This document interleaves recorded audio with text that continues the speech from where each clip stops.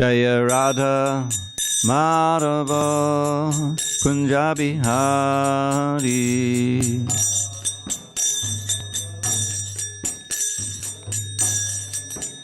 Jaya Radha Madhava Kunja Bihari.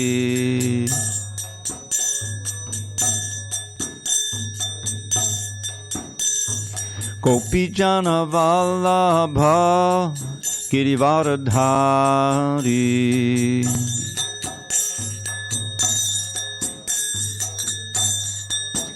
Jaya Gopi Jana Vallabha Girivardhari.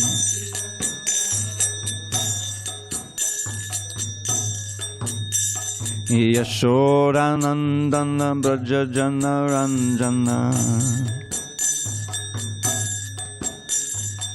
Yashodanandana Braja Jana Ranjana.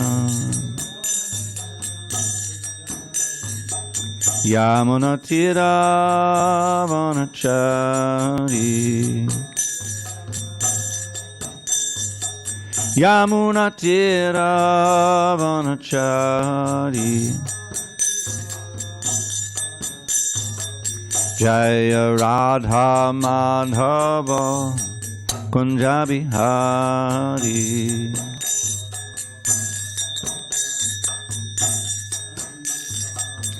Jaya Radha Madhava Kunja Bihari.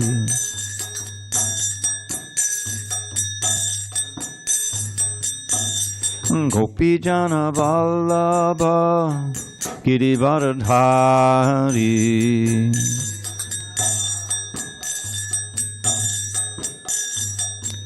Jaya Gopi Jana Vallabha Girivardhari.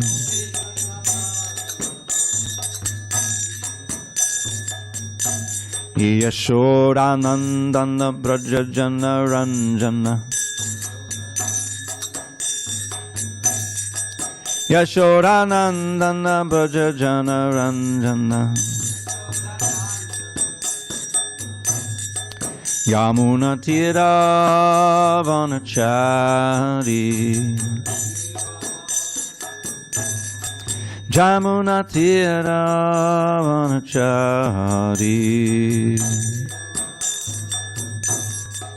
Jaya Radha Madhava Kunja Bihari.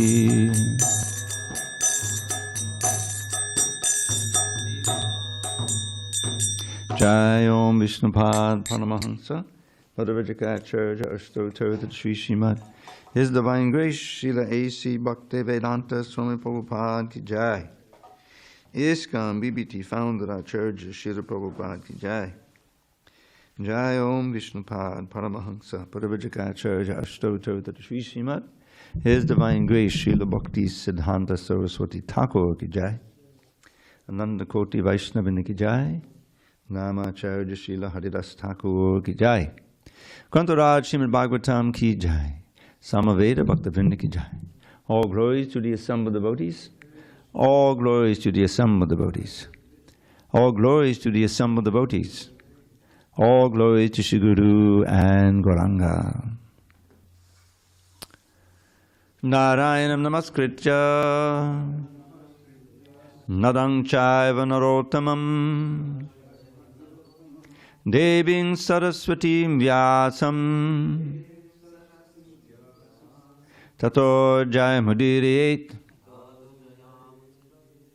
Before reciting the Srimad Bhagavatam, which is our very means of conquest, we should offer our respectful obeisances unto Lord Narayan, the Supreme Personality of Godhead, unto Narayan Rishi, the supermost human being, unto Mother Saraswati, the goddess of learning, unto Srila Vyasadeva, the author, and unto Srila Prabhupada, the translator, commentator, and our spiritual master. Nashta Prayesha Bhadreshu Nityam Bhagavata Sevaya Bhagavatyuttama Shloke Bhakti Bhavati Naishtiki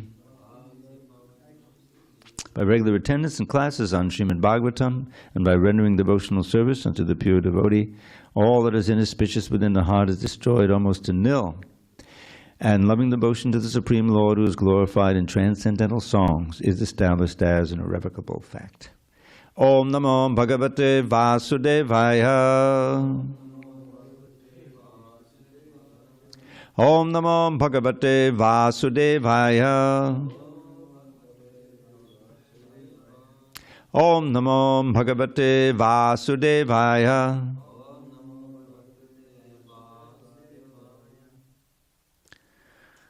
On this 31st day of March, 2025, in San Diego, we're reading from Srimad Bhagavatam, translation and commentary by His Divine Grace A.C. Bhaktivedanta Swami Prabhupada. And we are in Canto 8, Withdrawal of the Cosmic Creations. Chapter 5, The Demigods Appeal to the Lord for Protection. Text number 44.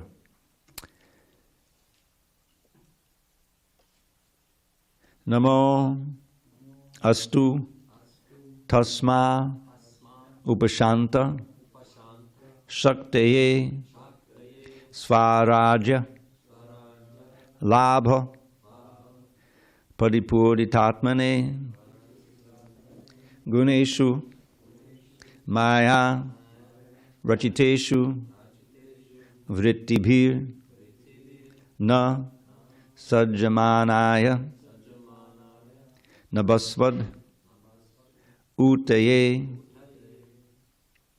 Namostu Tasma Upashanta Shakteye Svarajalabha Paripuritatmane Guneshu Maya Rachiteshu Vrittibhir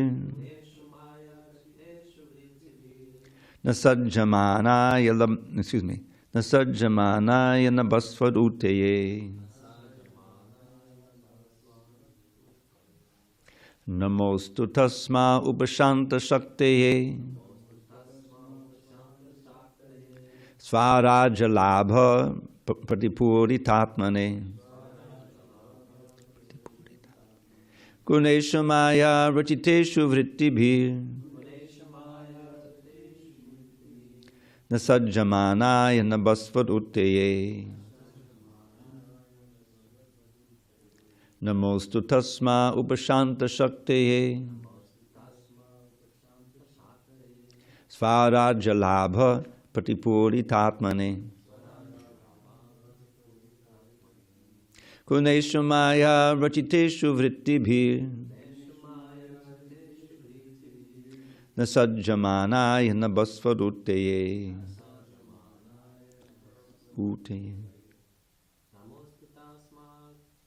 No, sorry. Namostu Tasma. Namostu Tasma Upashanta Shakteye Svarajalabha Paripuritatmane Guneshu Maya Rachiteshu Vrittibhir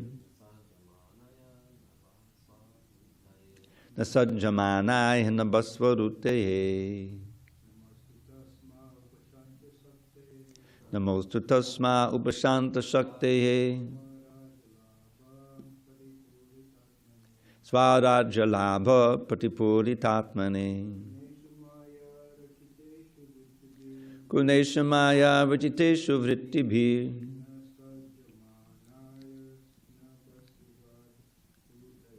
Nasajjamanaya Nabasvad Utaye Namostu Tasma Upashanta Shakteye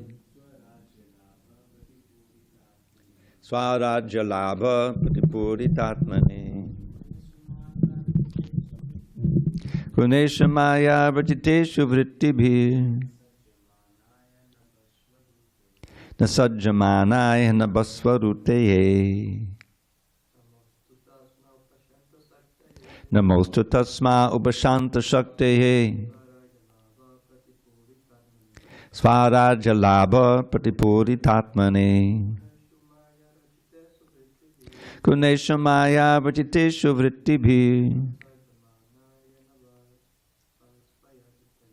Nasajjamanaya nabasvarute. Well, anyone online? Namostu tasma upashanta shaktaye. Namostu tasma ubashanta shaktaye. Svaraja labha pratipuritatmane. Svaraja labha pratipuritatmane. Guneshu maya rachiteshu vrittibir. Guneshu maya rachiteshu vrittibir. Nasaja manaya nabashvadu taye. Nasajjamanaya nabasvarutaye. One more. Yes, not today. Okay. Namastu tasma upashante shaktaye. Namastu tasma upashanta shaktaye. Sarajjalabha pratipuritatmane. Sarajjalabha pratipuritatmane.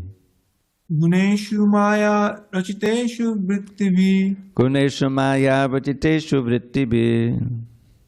Nasajja mane navasvat uttaye. Nasajjamanaya nabasvarutaye. Dhammaraj, go ahead. Namostu tasma upashanta shaktaye. Sarajjalabha pratipuritatmane. Guneshu maya rachiteshu vrittibhi. Nasajjamanaya nabasvarutaye. Namaha, our respectful obeisances. Astu, let there be. Tasmai, unto him. Upashanta shaktaye, who does not endeavor to achieve anything else, who is free from restlessness. Svaraja, completely independent. Labha, of all gains.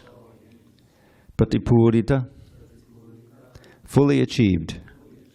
Atmane, unto the Supreme Personality of Godhead.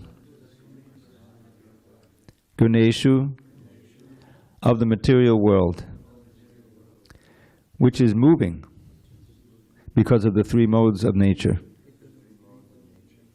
Maya rachiteshu, things created by the external energy. Vrittibhihi, by such activities of the senses.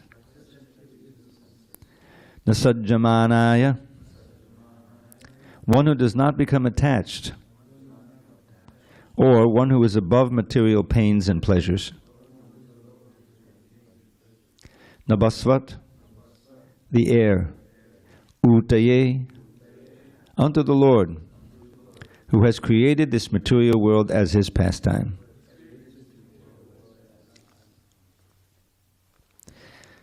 Translation.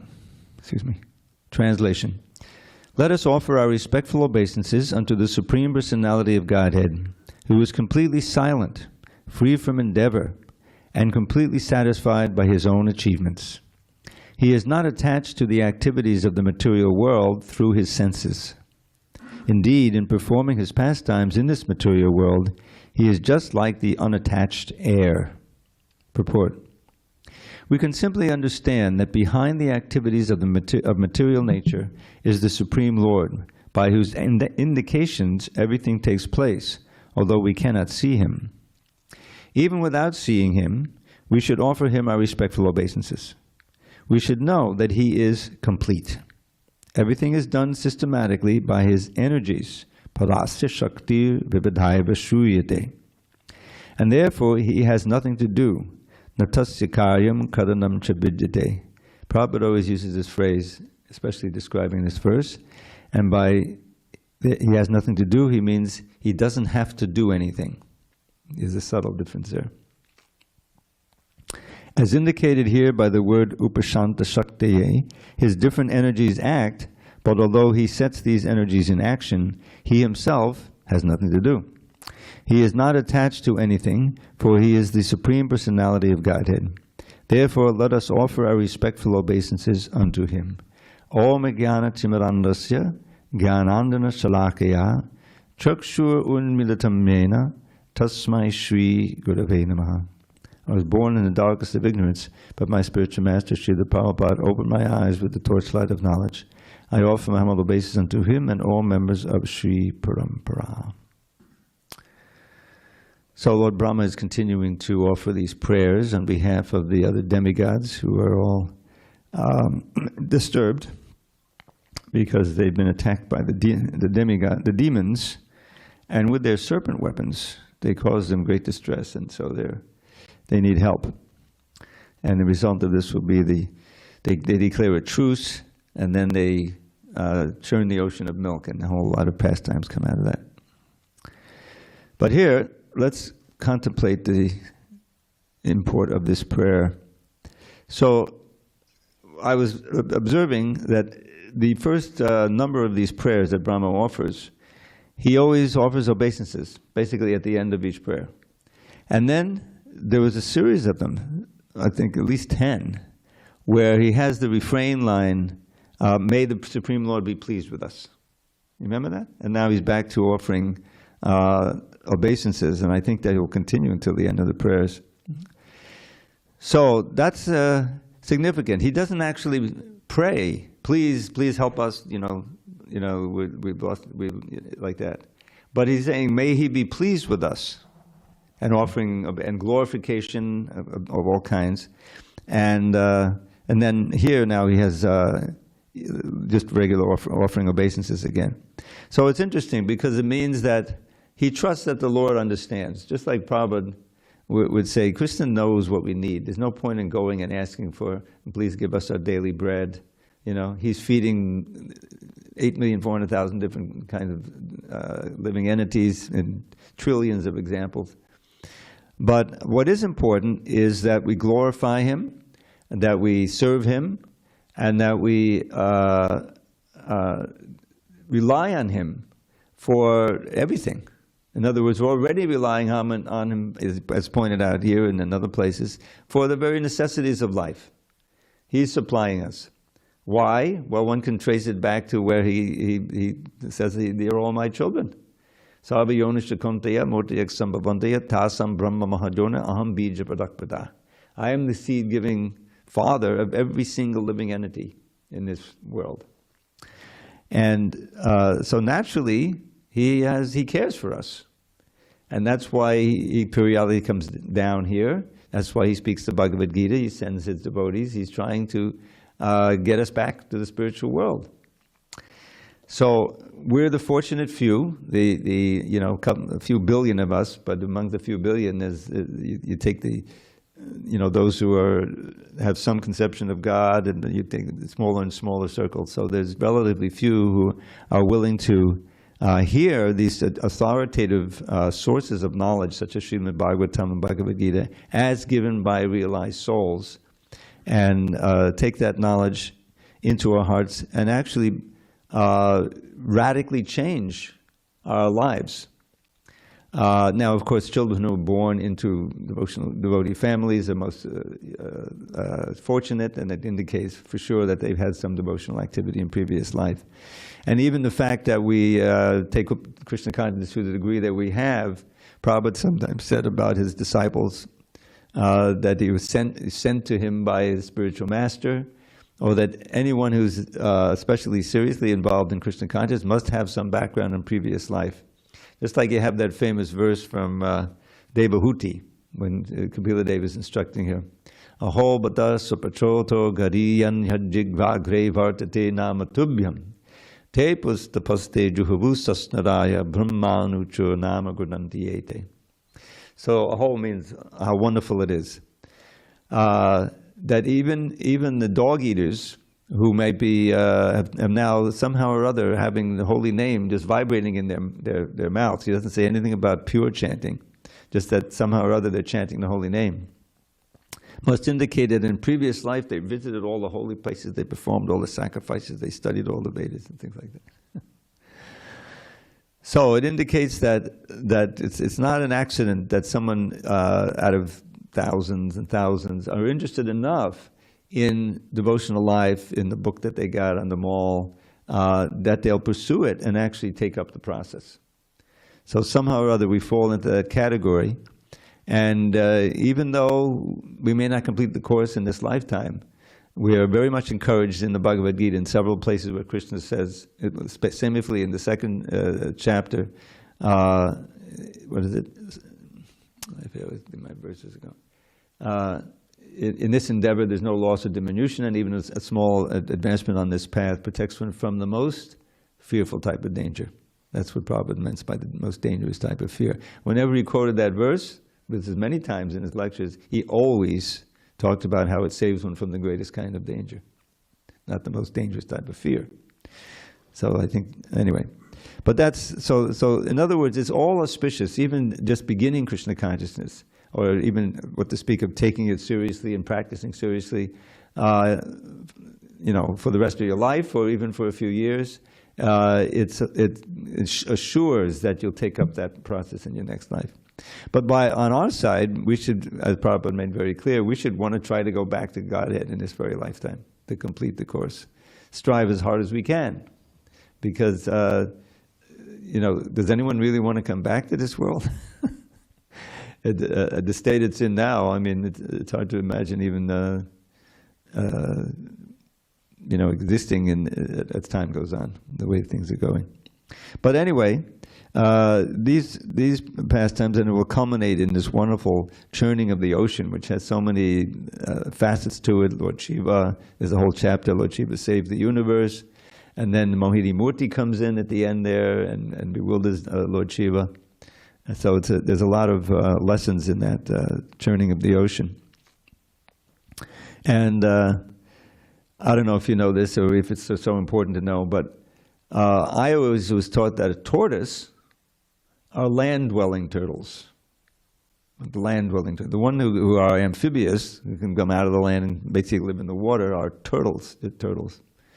So it's the turtle avatar, but I will stick with the tortoise avatar. Varaha, not Varaha.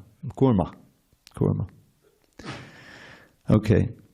So now let's contemplate a little bit in this purport. This verse Prabhupada would often quote, Parasa Shakti Vividhai Vishuyate. The verse starts with Natasya Karyam Karanam Cha Vidyate Natatsamasya Vidikas Dushyate Parasa Shakti Vividhai Vishuyate Swabhavati Ghanabala Kriyacha. Now, the idea here, that the reason why Prabhupada quoted it, because in the verse, is the idea is that everything is happening by the energies of the Lord. It's not that he has to contemplate a little and then strive to make something happen, just like we do, to bring the energy, bring our own energy, work towards some goal. Whatever, just by his will. That's what the last line means. Swabhaviki, jnana bala. But his knowledge and his strength and his will employs his energies, shaktir, in order to perform all the things that are going on in the material world. And he doesn't have to be distracted about it. That's the whole point. It doesn't interrupt his playing in Goloka Vrindavan. He says, oh boy, now I got what's going on the earth. It doesn't work like that. He delegates it. The expansions, they do it, and his energies are doing it by his overall will. This is the all-powerful nature of the Supreme Lord, which is very wonderful. Which means that what is he doing? To say that he has nothing to do means that he just sits up there, doesn't do anything. No, he's doing all Leela. His activities, ones that he wants to do, are especially in the realm of the exchange of the different rasas with his pure devotees. That he's very eager to participate in. The material world, okay, that he's concerned about that, and he comes down, of course, and he's in every atom. He knows what's going on.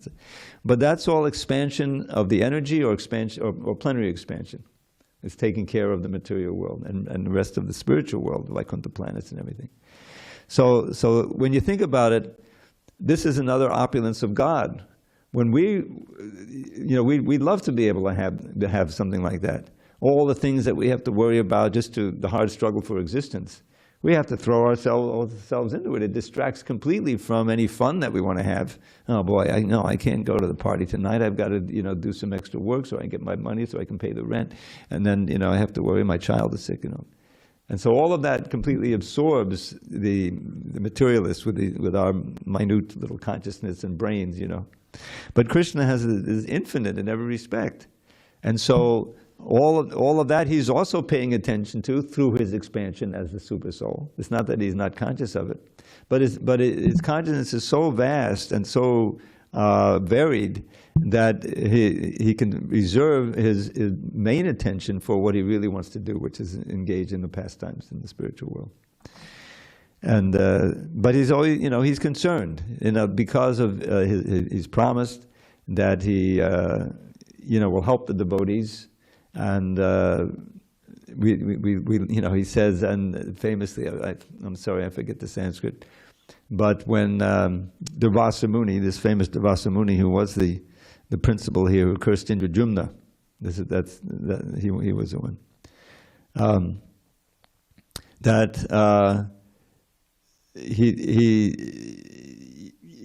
He says when Dravida Muni finally comes up to Vaikuntha planet, being chased by the chakra, right? So this is Dravida Muni, the powerful yogi, who, but he's completely terrified. And so he begs Narayan to please withdraw your chakra.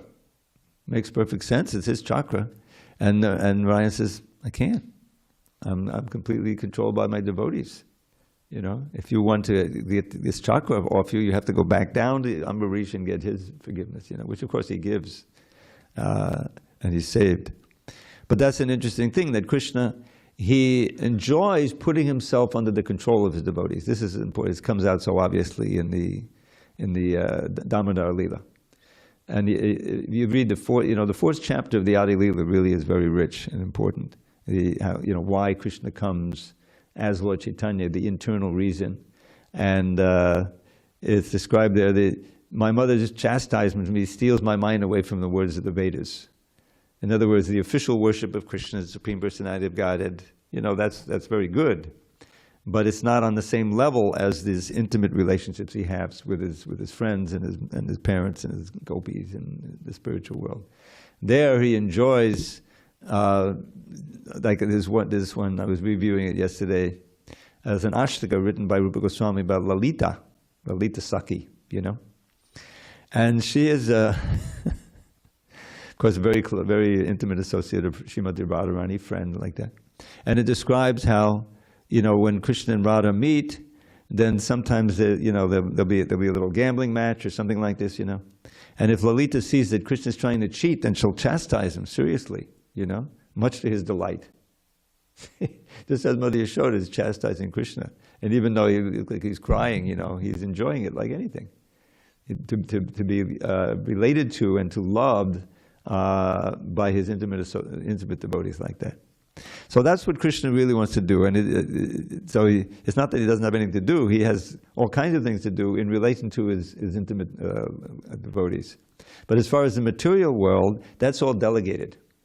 That's all delegated to his expansions and his shaktis that are being taken care of. But once in a day of Brahma, which is 24 hours, is 8,640,000,000 years, he comes to earth and he brings the replica of his pastimes in the Vrindavan, which is a replica of Goloka Vrindavan. And one of the verses that describe why he does that, of course, we know from Bhagavad Gita, in order to protect his devotees and reestablish Dharma and to annihilate the miscreants. But he also does it to enact his pastimes again, a replica of his pastimes in Goloka he does in Bhoma Vrindavan, so that the devotees will renew their memory of his pastimes. It'll be written down, and so he's doing that so that they'll be able to contemplate his intimate pastimes and return back to Godhead. So Krishna is always concerned about his devotees and all of his offspring, but unfortunately many of them are dead set against knowing him or serving him, so they have to go through suffering, birth and death. But our task in the material world as our main service, as the main part of our service, must be to have some program for trying to bring Krishna to other conditioned souls who haven't heard about him. And that's why the importance of all the preaching elements headed by book distribution. Because if we could manifest, just like you think about this temple, sometimes when I'm chanting japa, I'm looking and I'm seeing, wow, everything in this temple is directly related to Krishna. You walk outside, even outside the patio, you're walking down, it's still related to Krishna. But it's not reminding you of service. It doesn't help you remember him, you see? So this is a very, very special place. And everything here is sacred. The chairs, everything, the water coming out of the faucets, that's used to wash the pots, it's very sacred because it's being employed in the direct service of Krishna.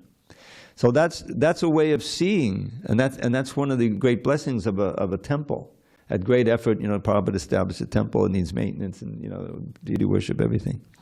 Because it's an oasis where people who don't know anything about Krishna or are a little curious about Krishna or whatever can come in touch directly with Krishna's internal energy. And it can have if they're receptive to it and they're willing to chant and take part and hear submissively, as Prabhupada says, then it can completely transform their lives as it has ours. At one point, most of us in this room, I don't know, were you raised in a devotee family too? Pretty much, yeah. But I don't see anyone else here who's that. But somehow or other, right? But by Prabhupada's effort and his representatives through the books, through the internet, through personal contact, the chanting parties, Krishna entered our consciousness, and we became at least curious. Let me pursue this. I like these people. They seem very kind and blissful. What's it about? How do they get so blissful? I mean, whatever. whatever it takes to take another step and open the book that you got. So that's the Sankirtan movement, and that's one of the reasons Lord Chaitanya, Krishna came as Lord Chaitanya. That's the external reason. And to propagate Krishna consciousness and save the fallen souls.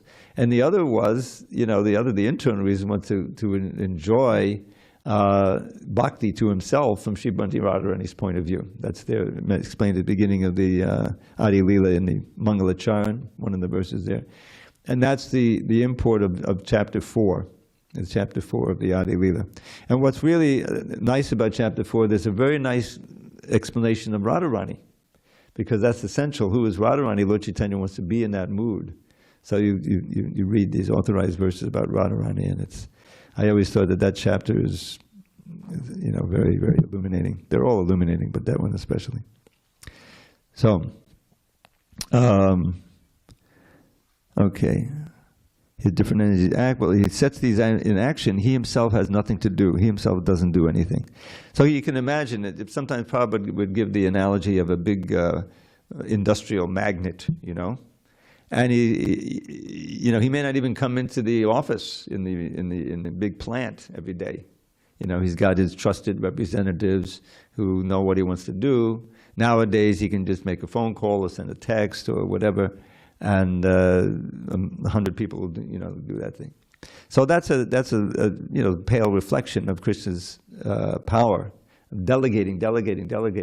So that what? So that he can stay at home and relax and maybe go on a jaunt somewhere. In other words, it's a measure of your power that you don't have to do anything, or do very little for the nitty-gritty of just maintaining the body. That everything is being done by your trusted representatives like that. And Krishna has that to the nth degree. He's got his expansions, and the Purusha avatars who have to worry all about the creation and the maintenance, and is everything getting done? And of course, his like Brahma, the demigods. That's a big headache when you read about Brahma trying to populate the universe. It doesn't go very smoothly at first, right? He's creating them out of his mind, and somehow some demons get created, and they go after him. They're going after him. And he also becomes diverted and goes after, is pursuing his own daughter, the Saraswati.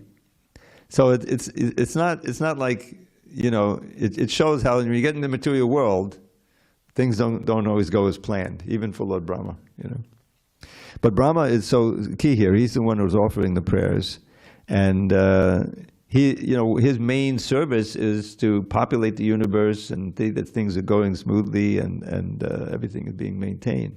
So when the demons, do their thing and they attack the demigods, and so he helps them to get the help of Vishnu. That happens right at the beginning of the 10th canto also, when Mother Bhumi is so troubled. Do you remember that?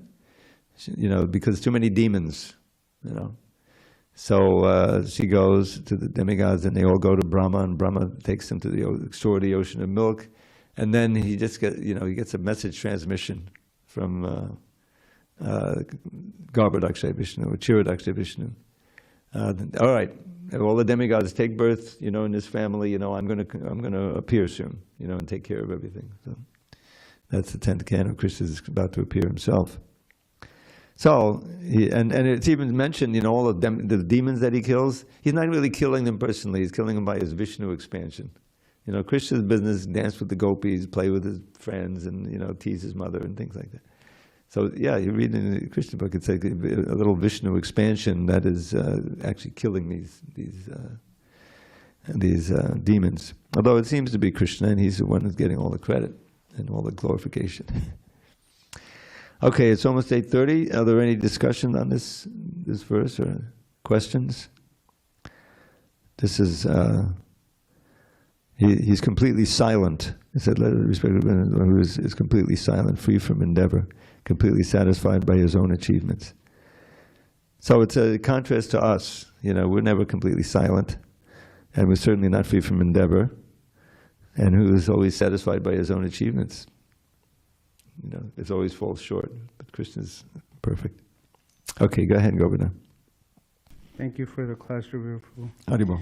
When you mentioned how during japa you look at the temple room and it reminds you of Krishna, Matthias and I, we were looking at the early photos of the temple, and we're appreciating how much time and effort they did doing the walls and the sculptures and the. Yeah, it's good to appreciate the devotion that went into this. Gunagari Maharaj at that time was a householder. His wife was a very skilled designer. I think she even went to India to get these shapes. They're classic Indian shapes. Uplifting. Architecture is very important. And so it uplifts. I remember when I went to India one year. It was a very cheap flight through Romania. And we had a layover in Bucharest for a couple of hours. I don't know if you've ever been to Romania. But it was just a few months after they had this horrible dictator who was deposed. I think he was killed. And he had a bunch of his army. He had a bunch of very how should I put it? A special force, who would discipline people and they would terrorize the people. So they all wore these black jackets, like we have our leather jackets, the what is it? Bikers? Yeah, the bikers. So we get off the plane and we have a layover there, and there was all these guys in these black jackets, and we had heard about them. But actually, these weren't. They had been arrested. There had been a revolution, But it was like they wanted to identify with that power. So ordinary guys, they would get the black jackets. Anyway, then we walked outside. We had a few hours of layover, and the architecture was just so oppressive. It had been built during the Soviet days and the Russian, and all of the residences, they're tall, maybe 10, 12, 11 stories, but they remind me of radiators, It was very oppressive, just to see the architecture. So but you see that the temples are built to be uplifting, to remind you, this is a place of God, and especially like the interiors like this are just the opposite. So it all depends, the modes of nature. When you see the modes, it was so thick there, we were very happy to take off from Romania. And unfortunately, we had to have another layoff on the way back. But it was a very cheap flight, $800 round trip to India. Yeah. But I don't know if it's available anymore. Yeah, so as far as our own, you've probably seen me, making little adjustments. If that plug is left in, I take it out. Because you see that rod on the top there? The one we had broke, and I bought that years ago. And this is, that's the Hare Krishna mantra, and we have it up here. So I remember when Bhaktinanda Tirtha Maharaj, Mahatattva then, he made the point about not hanging your bead bags in the front to let this design element of the pillars, the kind of artistic pillars show. So that's why I pushed that aside. So that's, I don't get on the altar, but this is my little deity worship to try to make keep the temple very nice. And we should be conscious of that. And of course, the clean, that's so important. Go ahead. Krishna, thank you for a wonderful lecture. Hare Krishna. I just have two small questions. In the purport, it said, he sets this energy, speaking about Krishna, in action, but he himself has nothing to do. And in the translation, it says that he's free from endeavor. So maybe you can just clarify this. How is that someone who's setting the energies in action, but he's still not doing anything? Well, what is it? Let's contemplate that word endeavor, right? Endeavor means that you want to do something or you have to do something, and therefore you want to do it. It's your duty to do it. And then you've got to marshal your forces, right? You have to concentrate. You have to see, well, what do I need? Do I need any tools? Do I need someone else to help me? So there's mental effort, there's physical effort. There's sometimes you have to learn something, so you have that's a big part of it. So that's what endeavor means. But his activities are free from endeavor. Means that his knowledge is infinite, so there's no question of him having to learn anything. But also because he's God, he has these energies and these expansions that can carry out his will. That's in that verse, that famous verse. Parasya Shakti, this is the second half of the verse. Parasya Shakti vibadhaya vishruyate swabhavaki jnana bala kriyacha. That's this idea, swabhavaki, by his own will and his innate strength, swabhavaki and his knowledge. When you think about it, how do you do anything? Well, you have to have knowledge of what the task is. You have to have energy, mental energy, or intellect, whatever it is, or physical energy to do it. And then you have to have the will to actually engage in it. So that's all happening automatically by him. In other words, the strength is infinite. And most importantly, he has these expansions or representatives, like the demigods are also working for him. They're empowered by him to do certain functions to keep the universe going nicely, right? Sometimes they screw up, like Indra, so he has to be brought into line.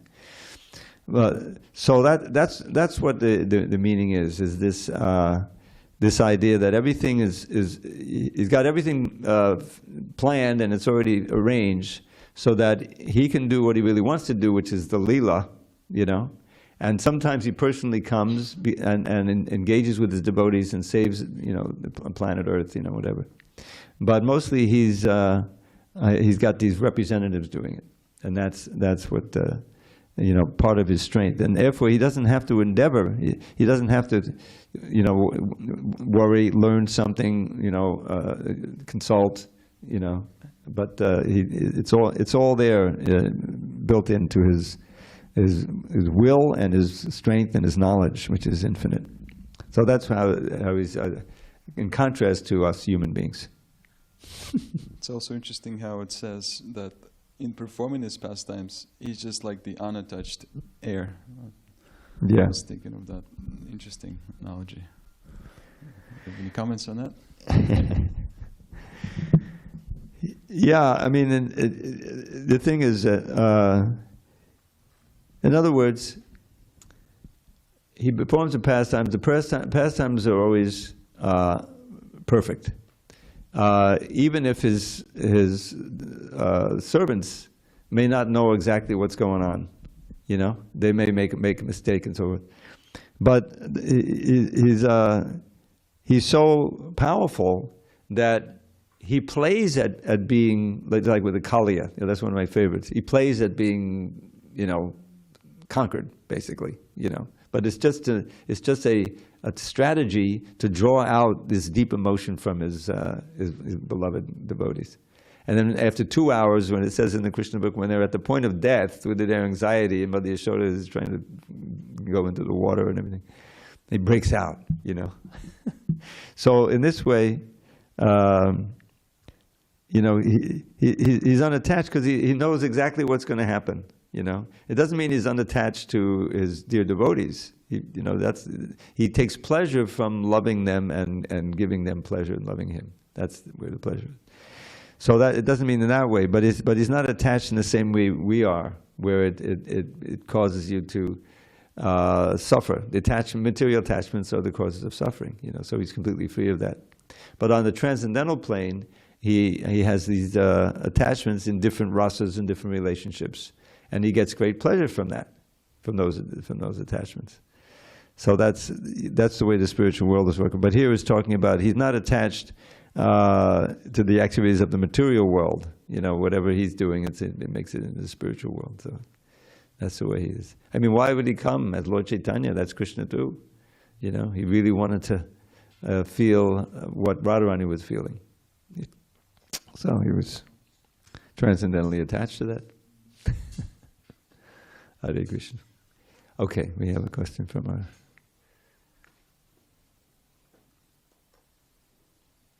Thank you for the class. Hare Krishna. I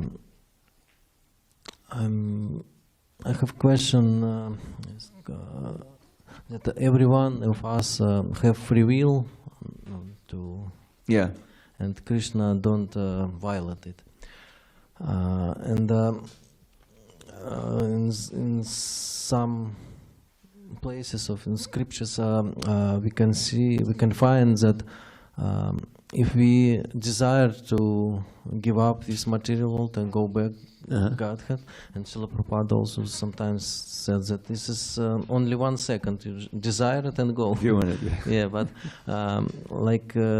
we can see every one of us has some degree of this desire why we here. Yeah. But what kind of this desire should be that we go?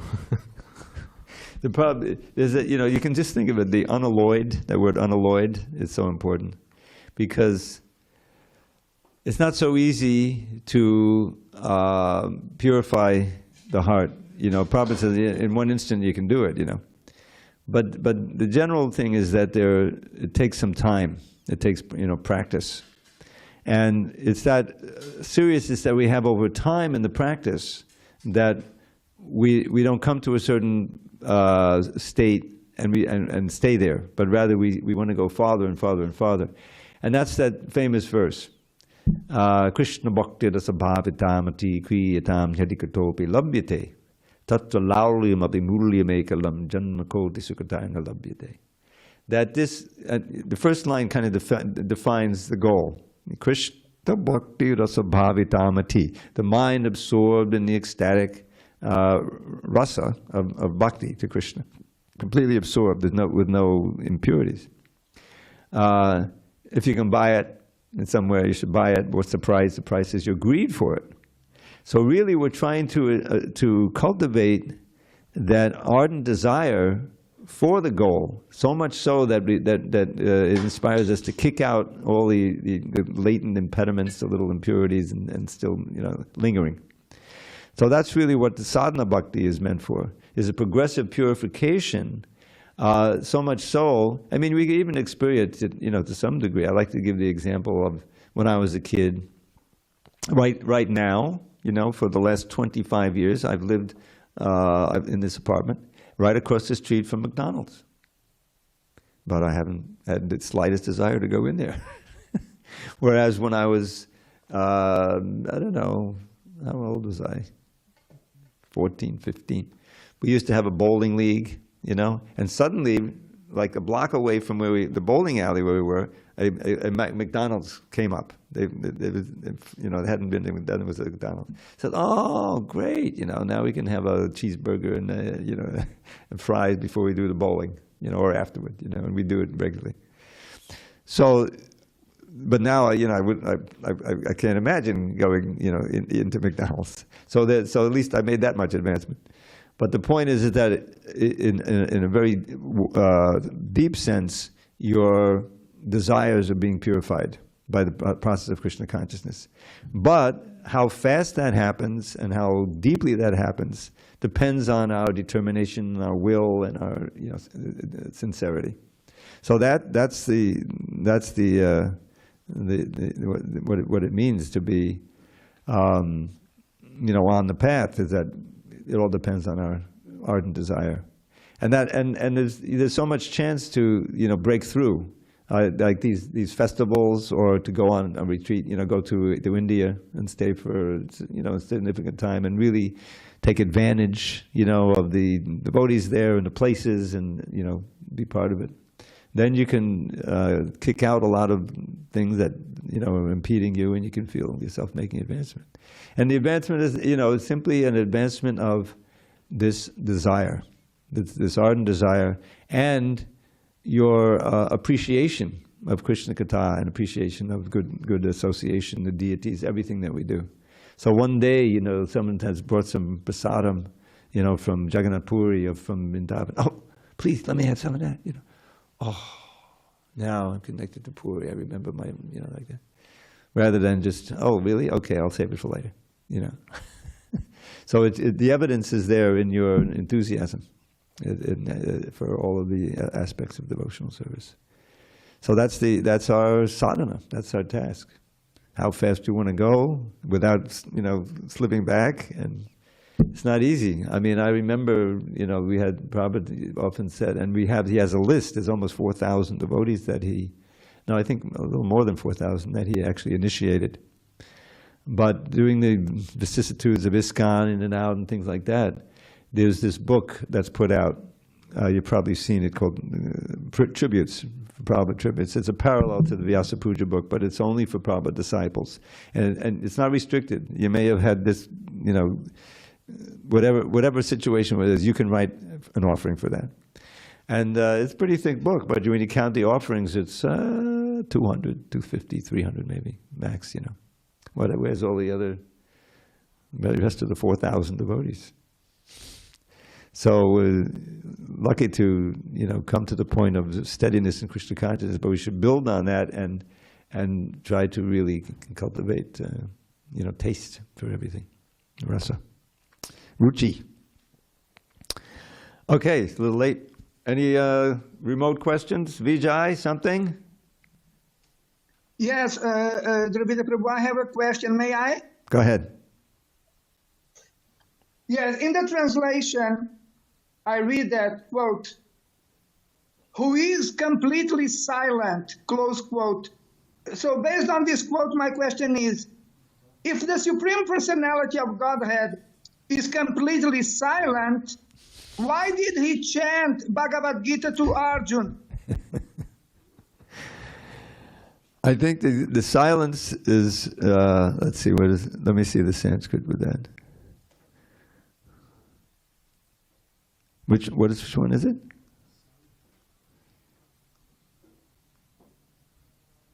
Yeah, I'm not seeing silent. No, Tasmai Upashanta Shakti, you think that? Does not endeavor? No, that's the endeavoring. Swaraja Labha Patipuritam Guneshamaya Vachitesha Nasajamana Nabasvarute. I'd have to do research and see what that. Let me get back to you on that one. I'm going to look up the other commentaries. We have Vishwanath Chakrabarti, a book that has that, and he may have explained that. Of course, Prabhu. I can wait. No problem. Yeah. Well, just remind me next time you're online. Okay. Of course. Haribol. Okay. Haribol. All glories to Srila Prabhupada.